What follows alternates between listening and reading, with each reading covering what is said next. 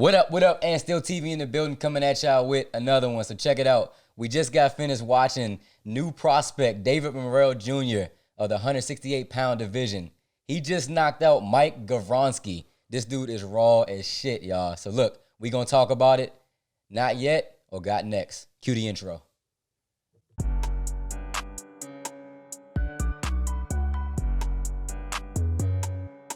And still. Aaron!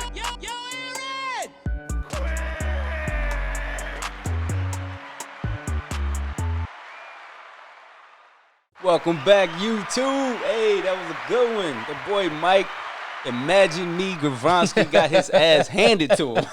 Imagine you did a little better in that fight, nigga. Hey, David Morrell Jr. is the truth. Hey, hold up. What kind of fucking nickname is that? Imagine me. My man's nickname is Imagine Me. They got the shit beat out of him. Imagine if you'd have made him miss once or twice. Imagine if your ass would have blocked. Hey, man, David Morrell Jr. is the truth. Hey, I hate that I didn't know who he was. He only had 3 fights prior to tonight. This was 4. He's 4-0 with 3 knockouts. The amateur record, yo. Yeah, so the amateur, this series is for prospects. But I'll go ahead and say that he's a contender at this point. He actually has the interim WBA already. Yeah, well, you notice it was only his 4th fight, but that was a 10-round fight. Yeah. So that's a very good indication that they're not bringing him along that slow. And he headlined the card, so. Yeah, he headlined the card. He almost had 200 amateur wins and only 2 losses, right? Yeah, 192-2. Yeah, so he was a pro for a long time. That's what that means. So it's kind of how they accelerated Lomachenko. A lot like that, but Loma was already 30 years old. This kid's 22. 22. So he's been boxing a long time. One thing that stood out to me is the size. Dude's physicality is elite. So I think he's 6'1" or 6'2". I'd have to look. He's definitely over 6 feet. Incredible shape, muscularity was really high, and it translates into power. Some dudes will have a lot of muscle, and it really doesn't give him any extra pop or anything like that. But this dude, hitting hard, throwing fast, long arms. He's 6'1" with a 78.5-inch reach. Yeah, so that's dangerous.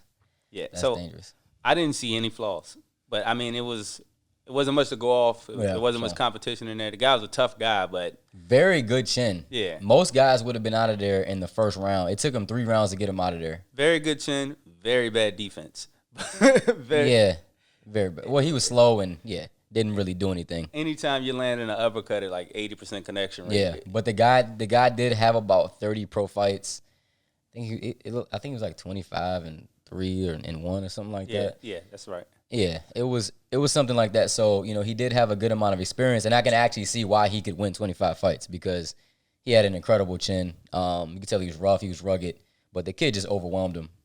So I saw an interview with David Morrell Jr. yesterday on Aki's channel, and they asked him about who he wants, and he mentioned, he understands that it's too early, to call out Canelo, but he's saying he's willing to fight Canelo, he's willing to fight Berlanga.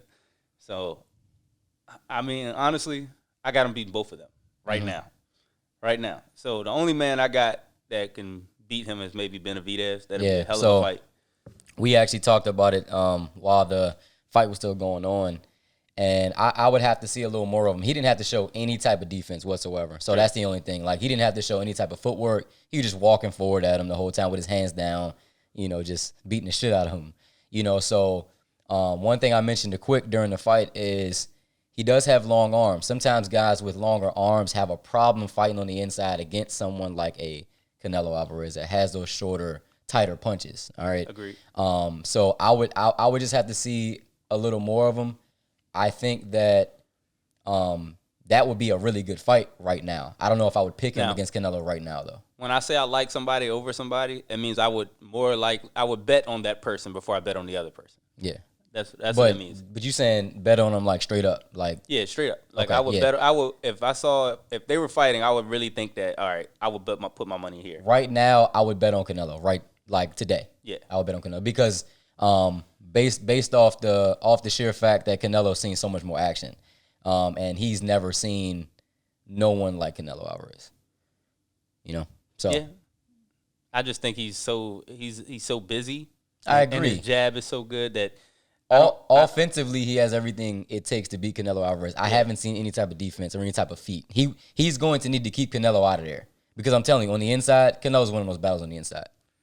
At this point, I got him beating Canelo. Berlanga would have to knock him out, or he would stand a chance. That's an interesting. You talking about some banging. Yeah, I mean, but I would pick him.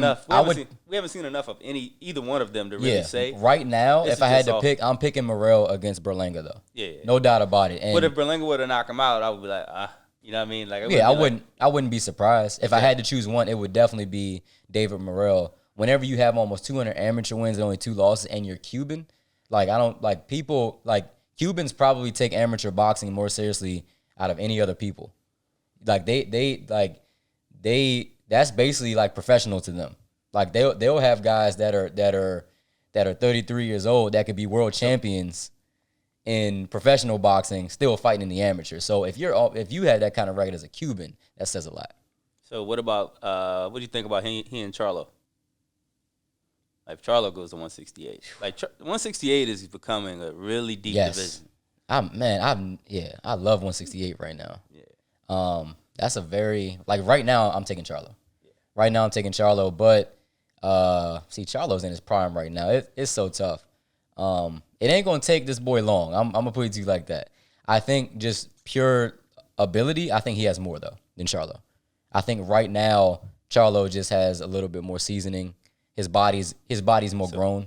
I'll say this too. A lot of times the Cuban fighters don't seem to get the notoriety and can't land the big fights.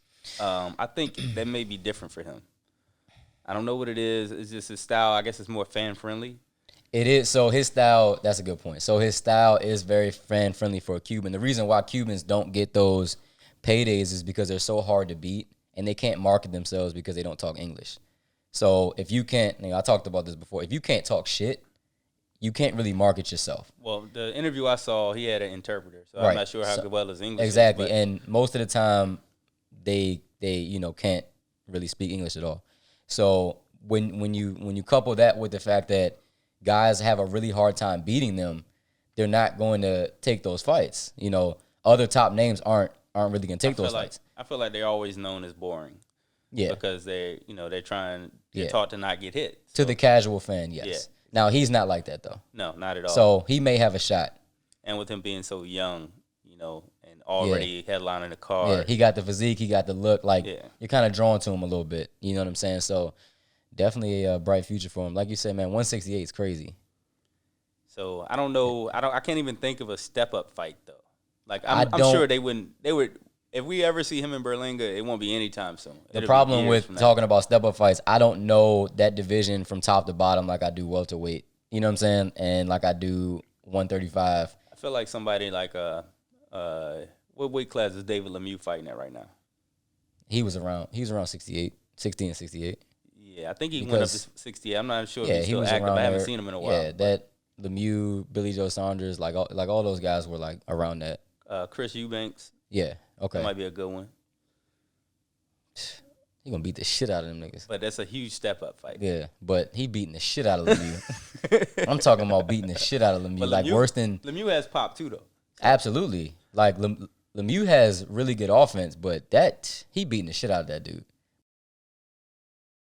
All right, so if we had to give our boy a grade, for not only the fight, but his potential moving forward, A+ being a top 3 pound for pound fighter in the sport, top 3 to 5 pound for pound fighter in the sport, a F all the way at the bottom being he's all hype, no type of real substance. What we giving him? I think I'm gonna give him an A. Give him an A. I was thinking A+ until you said pound for pound, and I'm like, I can't give you an A+.